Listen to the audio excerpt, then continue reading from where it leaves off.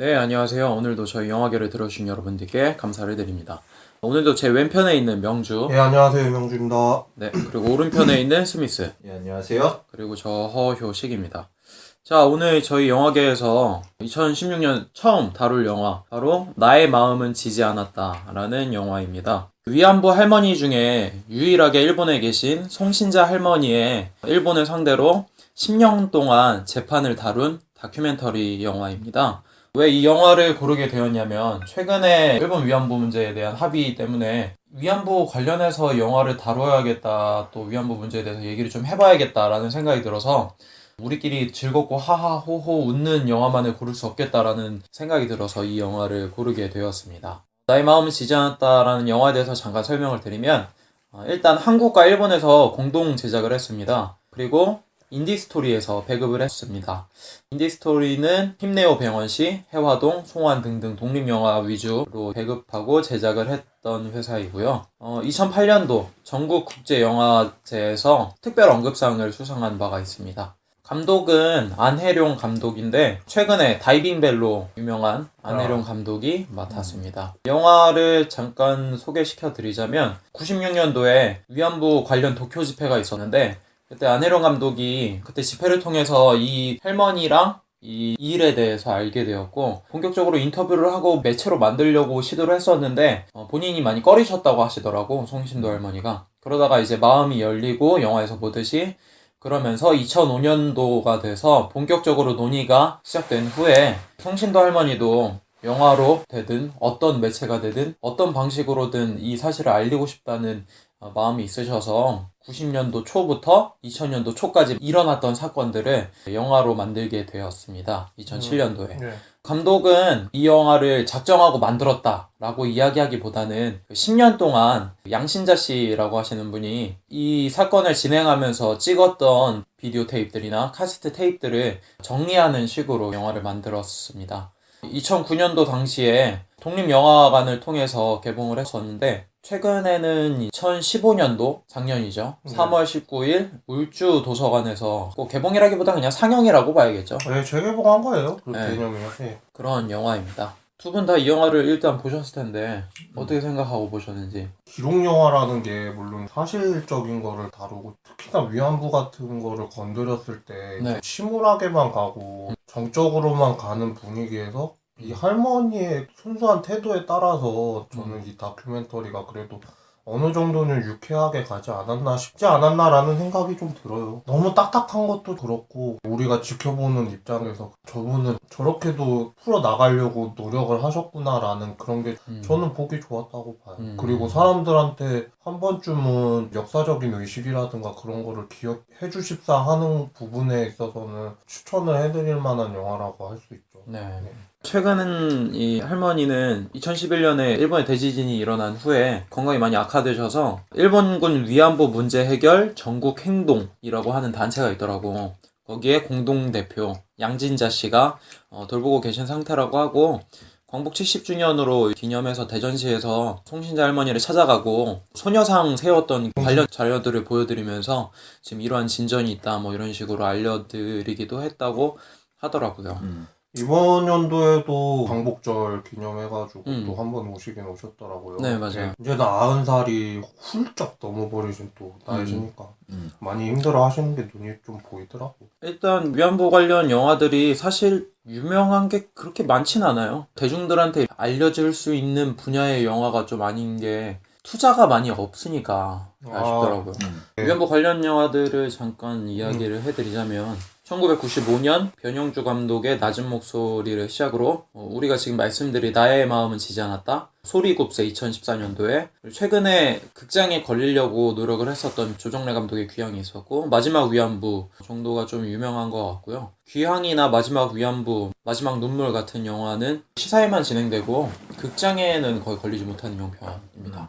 낮은 목소리 같은 경우에는 권영주 네. 감독도 커리어를 얘기할 때 빼놓지 않는 영화이기도 하고요. 그죠. 소리국세 같은 경우에는 우리한테는 그렇게 많이 알려지진 않았을 거예요. 사람들한테도 낯익은 제목일 수도 있는데 그래도 어느 정도 저는 좋았던 영화라고 생각을 했었는데, 그리고 마지막 위안부 같은 경우에는 IPTV 서비스 같은 데에서 나오긴 나와요. 요즘에는 이제 나오기는 하는데 귀향 같은 경우가 저는 문제적인 게 그치. 보이기 시작을 하는 거죠. 왜냐하면은 사람들이 크라우딩 펀딩 같은 거를 갖다가 해가지고 많이 모금 같은 것도 성공적으로 했어요. 네. 근데 결정적으로 진행자가 얘기한 것처럼 투자 기관이라든가 그런 데에서 투자를 안 해주니까 이제 그게 좀 난항이 있었는데, 내가 봤을 때는 소규모라도 독립 영화 상영관이라든가 그런 데에서는 저는 개봉을 할 수 있을 거라고 생각을 했어요.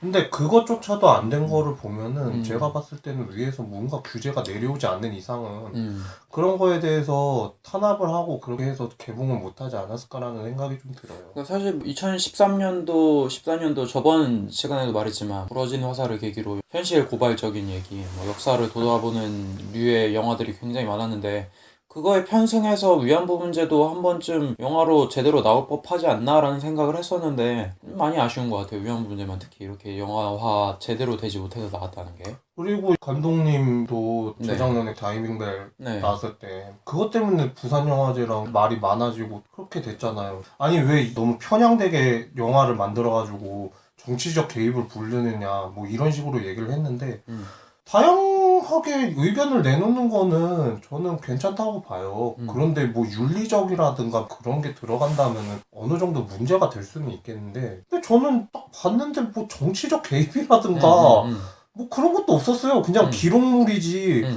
그냥 있는 사실 그대로 그냥 어떻게 진행되고 있었구나. 뭐 그런 것만 보여주는 건데 네. 이게 정치적 개입인가? 만약에 이 영화 자체도 송신도 할머니가 개인적으로 나와가지고 항의하는 이런 내용이 아니라 전체적인 부분으로 해가지고 이 작품이 뭔가를 해결을 보려고 뭐 그랬었다고 하면은 또 정부의 개입이 없지 않아 있었을 것 같기도 해요. 느낌적으로는. 근데 제가 봤을 때는 별로 그런 것도 없었고 귀향 같은 경우도 물론 시사회는 못 다녀왔지만 사람들 리뷰라든가 그런 걸 보면은 역사적 사실로 기록이 남아있는 건데 피해자가 있고 증언이라는 게 있고 목격이 있는 거 아닙니까? 왜 그거 가지고 또 태클을 거는 건지 그런 생각이 들더라고요. 네. 네. 잠깐 얘기가 나왔으니까 난해룡 감독에 대해서 잠깐 얘기를 하자면 데뷔작은 아직도 아물지 않는 상처들이라는 작품이었고 그 다음에 나의 마음은 지지 않았다. 그리고 최근엔 다이빙벨을 찍은 감독이고요. 원래는 다큐멘터리 사진작가라고 하시더라고요. 90년대에서 2000년대에 다큐멘터리 사진작가로 활동을 하셨고 KBS 스페셜 뭐 이런 데 있잖아요. 그런데 작품을 내놓기도 했는데 유명한 작품으로 침묵의 외침, 오사카 11 이런 이야기를 찍은 감독이라고 하더라고요. 다이빙벨 같은 경우에는 부산영화제랑 문제가 많이 커져가지고 어떤 방향으로 흘러갈까 많이 걱정도 되긴 했어요, 사실. 네. 다이빙벨 하나 가지고 그렇게 얘기를 하는 거면은 참 문제가 있는 게 부산영화제에도 문제작들 많이 들어가요. 폐륜화적이고 잔인하고 그런 다양한 주제들이 있는 그곳에서 다이빙벨 하나 갖고 그렇게 운운하는 게 많이 걸렸죠. 근데 그거는 그래도 일파만파 커지기라도 했는데 이번 위안부 합의는 아무도 눈치도 못 채는 사이에 소리 소문 없이 합의가 나와버리고 오늘은 정치 팟캐스트 쪽으로 가는 것 같기도 한데 귀향 같은 영화가 아는 사람만 사실 알잖아. 나도 조사를 안 하고 내기로 들려오진 않더라고. 나도 아니, 많이 관심이 가는 그래요? 데서도 얘기 안 오니까. 확실히 그래요. 왜냐하면은 영화 잡지 안 보면 모르거든. 그런 게 나오는 것도 몰라요. 네티즌들이 많이 참여는 했다고 그러기는 하는데 결국에는 대중적으로 뉴스라든가 언론사에서 다 막아버렸거든. 네. 나온지도 몰라요. 어이가 없어서 실수가 나오는 거지 지금. 다이빙 같은 경우에는 이제 뭐 이렇게 논란이라도 되는데 귀향 같은 영화는 논란 축에도 못 찌들 정도로 이제 그냥 소리 소문 없이 그냥 잠식해버리니까. 옛날 일이 돼서 그런 거라고 좀 말하시는 분들도 있기는 한데 근데 이게 대물림이 돼가지고 현대사회에서 이런 이야기들이 나오니까 아쉽다라는 생각이 계속 지울 수밖에 없지. 끌려다닌다는 기분? 감독에 대해서 이야기하다 자꾸 많이 새는데 많이 세요. 네. 그리고 감독님 따라서 문소리 씨도 많이 따라다니시더라고요. 나레이션이라든가 그런 거 하시면서도 그런 다큐멘터리에 관심을 많이 가지시는가 봐요. 인터뷰 하는 거 보면 거기에 딸려서 많이 나오시더라고요.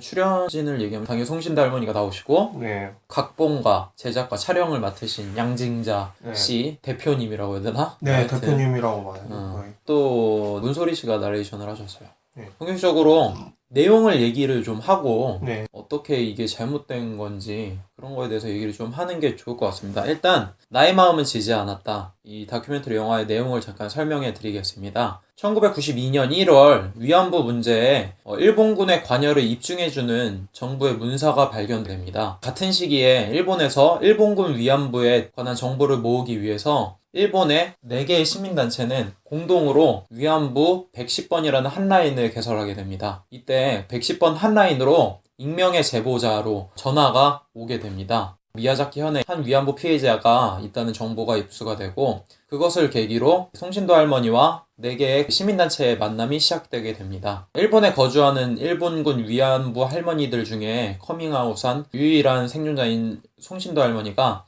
10년 동안 재판을 다루는 영화인데요. 이 할머니의 모습은 피해자라기보단 연설자라고 해야 될까? 욕도 하고 언론인들한테 너네들이 이런 짓을 저질렀는데 너네 나라를 욕하는 기사를 쓸 수 있겠느냐 라는 식의 이야기를 할 정도로 엄청나게 당당한 모습을 이 영화를 통해서 만나실 수가 있습니다. 내용 이 정도로 얘기를 하고 일본군 위안부에 대해서 이야기를 해봐야 이 영화가 이해가 갈 것 같아서 이야기를 해보도록 하겠습니다. 흔히 위안부 하면은 일제강점기에 태평양 전쟁 등에 강제징용돼서 일본군의 성 접대를 강요당한 그런 계층들을 일컫죠. 여기에는 한국인만 있는 게 아니고 그렇죠. 일본의 식민 지배를 받았거나 점령을 당했던 모든 나라의 국민들이 다 포함이 되고 위안부라고 하는 말은 굉장히 순화시킨 표현이고 사실 성노예라고 얘기하는 게 맞다고.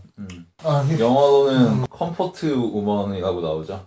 근데 이 일본군 위안부가 문제가 되는 이유는 일본에서는 매춘이 합법이었기 때문에 그것을 공고를 하고 그렇게 매춘을 할 사람들을 모집해서 데려갔었잖아, 일본에서. 그런 경우도 있지만 대부분은 취업 사기로 일본에서도? 뭐 일자리를 알선해준다 해서 위안부를 데려간다거나 이런 경우가 많았지. 그 외에도 납치라든가 강제로 징용을 해간 경우도 더러 있었고. 일본 내에서도? 뭐 일본 내에서도. 그렇구나. 뭐 미친놈들이네. 지네 나라 국민들을 미친놈이지. 미친놈이지. 그리고 그 할머니들이 얘기하시는 거 보면 위안부라고 얘기하고 싶지도 않대. 그치. 위안부라는 용어 자체가 정말 잘못된 거라고. 그러면 이게 문제가 어떤 게 가장 큰 문제가 되는 건지. 그 자체가 전쟁 범죄에 들어가고 그렇죠. 뭐 그거에 대해서 제대로 된 보상이 이루어지지 않았다는 점? 근데 법적으로는 책임을 묻기가 어려워졌다는 점이 있지. 그 이유가 한일협약 때문이죠. 한일 기본 조약이라고 하는 네.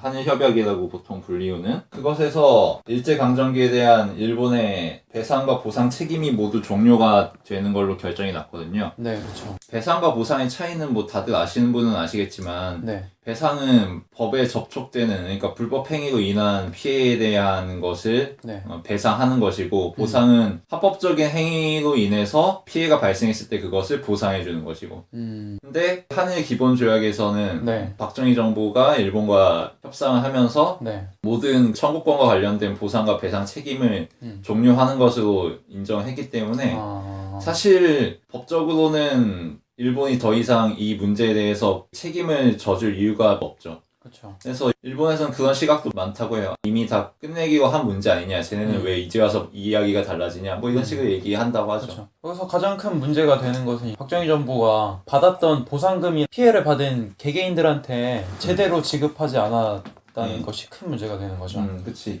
그 당시 일본에서는 협약이 끝난 다음에도 계속 소송이 들어오고 법률적인 문제들이 발생하는 것을 굉장히 꺼려했기 때문에 한국에게 계속 요구를 했다고 하지. 우리가 개개인에 대해서 뭐 책임을 지겠다. 그런 식으로 법적 책임을 더 나올 여지 없이 끝내는 게 깔끔할 거다라고 얘기했는데 한국에서는 우리가 대신해서 그것을 해결하겠다. 너희가 배상을 해주면은 그것에 대해서 우리가 피해자들에게 책임지고 정리를 하겠다라고 얘기를 했는데 뭐 이거 자체는 사실 맞는 태도긴 해요. 왜냐하면은 개개인이 일본에 대해서 책임을 묻고 묻기보다는 정부 차원에서 묻는 것이 훨씬 합당하니까. 그렇죠. 근데 그 이후에 피해자들에 대해서 제대로 된 보상을 한국 정부에서 해주지 않았다는 점, 네. 이 점이 제일 크죠. 그러니까 사실은 일본보다도 박정희 정부를 비판하는 게 훨씬 맞지. 자료를 조사해보니까 한일협약 때 받았던 배상금이나 보상금을 피해를 받은 분들한테 돌려준 금액은 전체 금액의 5% 정도 되고 나머지 돈은 경제개발 5개년 계획 그런 데 돈이 들어가거나 아니면 포항제철 짓는 데 들어가거나 이제 그러니까 나라에 쓰는 돈으로 거의 다 썼다고 하더라고요. 그러니까 다수의 이익을 위해서는 소수를 버려야 된다는 그런 게 있었나 봐요. 그리고 이제 우리나라가 그때 당시 못 살던 때였고 네. 급성장을 시켜야 되겠고 근데 자본이 또 딸리고 그러니까 그런 것 때문에 개개인한테는 피해보상금을 덜 주고 경제개발 5개년이라든가 포항제철에다가 쏟아부은 건데 결과론적으로는 어느 정도 성장은 했지만 피해자한테 불합리하게 대우했다는 거에 대해서는 씻을 수가 없었죠. 그러니까 이게 문제가 되는 게 뭐냐면은 보상금을 돌려받는 건 문제가 아니지. 그러니까 지금도 위안부 할머니들이 요구하는 게 뭐냐면은 물질적인 보상을 바라는 게 아니야. 그냥 사과 돈을 바라는 게 아니고 몇 가지 사죄받고 싶은 내용들 그리고 일본 정부에서 인정을 해달라고 요구하는 그 항목들이 있는데 아예 이런 언급도 없이 한일협약에서 그것들을 빌미로 마음대로 썼으니 사실 지금 박근혜나 크게 다를 게 없지. 근데 박근혜와 크게 다를 게 없는 정도가 아니고 사실상 원흉이지. 네. 그러니까 그리고 일본 쪽에서는 총리 자리에서 물러날 때쯤에 전 총리들이 나와서 사과하겠다 그렇게만 얘기를 하고 띡띡 끝내는 시기니까 우리는 계속 사과를 하고 있는 시기다 보여주기 식으로 나는 좀 보여주는 것 같아서 그거에 대해서도 좀 안 좋게 보는 시각들이 많지. 그리고 한일협약 때 가장 큰 문제가 뭐냐면 이런 일이 있었는지도 제대로 모르는 사람들도 많더라고. 조약 자체는 다들 알지 않나? 알긴 아는데 이게 아니. 보상을 어떻게 받는지에 대해서 근데 네. 요즘은 사실 교과서에 기본으로 다 나오는 거라서 나오긴 하는데 굉장히 좀 축소돼서 나오더라고 사실 이 부분이. 내용이 좀 기술돼서 나오는 게 아니라 그냥 몇 월 며칠에 이걸 했습니다. 그러고선 뭐 그런 식으로만 나오니까. 문제는 뭐냐면은 이게 되게 중요한 문제인데 모르는 사람들이 우리나라 국민의 절반 이상일걸? 되게 많을걸? 많을 사실? 거예요. 과반 쓸 거예요. 제가 봤을 때. 그러니까 지금 일본에서 위안부 문제 때문에 왜 얘네들이 그 사과를 꺼려하는 건지 기본적인 토대조차도 모른다는 거지. 알지도 못하는데 싸울 수가 없잖아 지금. 엄한 데다가 화내고 있는 거잖아 사실. 그러니까 그 전에 이미 우리나라에서 잘못됐었던 그 일을 다시 한번 생각해서 제대로 된 사람을 뽑았어야 되는데 과거에 피해를 받은 사람들한테 돌아가야 될 그 보상이나 사죄를 자신의 권력으로 썼던 사람 딸한테 물려줘 놓고선 지금 와서 일본한테 뭐 사죄 똑바로 해라 이거는 진짜 제대로 알지도 못하면서 헛소리하는 거나 마찬가지라는 거지. 그러니까 너무 화가 나는 게 과거에 그걸 당해놓고선 제대로 알지도 못하는 사람들이 아 박정희 딸이니까 잘하겠지라고 해서 뽑아놓으니까 똑같은 일을 또 하잖아. 그럼 이게 뭐가 문제인 거야? 뽑은 우리도 잘못인 거지. 그러니까 이게 과거에 그렇게 했던 사람의 딸을 뽑아놨으니 과거에 했던 거 똑같이 저지른 거 아니야. 그러니까 애초에 이건 뿌리가 잘못됐다는 문제지. 총구를 잘못 겨누고 있다는 거지. 일본에 겨눠야 되는 게 아니라 그쪽을 걸려야 된다는 거지. 네, 하여튼 영화를 살펴보면 93년도부터 2003년도까지 송신도 할머니가 일본을 상대로 재판을 벌이게 되는데 결국 고등법원까지 가서 패소를 하게 되는데 대법에서도 졌지. 네, 대법에서도 졌는데 그때 패소 내용이 어떻게 됐었죠? 결론은 국제법상 개인이 직접 배상을 청구할 권리는 없고 네. 제1한국인의 배상 청구권은 한일 협약 이후 20년이 지난 1985년에 소멸했기 때문에 지금은 권리가 없다 하고 나왔죠. 도저히 해결이 불가능한 거라고 봐야 되는 게 맞죠 사실. 근데 이 문제 때문에 일본 내에서나 우리나라 내에서도 좀 더 심각성을 느끼고 그때 일어났었던 만행들이 세계나 우리나라 사람들 그리고 일본인들한테도 많이 좀 알려지는 계기가 됐어요. 그거에 대해서 이 영화에 좀 의미를 많이 찾을 수 있다고 생각이 되는데 그러니까 이게 일본에서도 네. 일본 정치가들이 당연히 부담을 느끼는 게 네. 일본에서는 1965년 한일 협약을 통해서 모든 분쟁이 끝난 것으로 이미 다들 결론이 나 있는데 그쵸. 지금에 와서 법적 책임을 또 인정한다 그러면은 분명히 까일 거거든. 그런 정치적 부담이 있기 때문에 일본에서도 당연히 이 문제에 대해서 소극적인 거고 더 이상의 법적 책임을 지려고 당연히 하지 않지.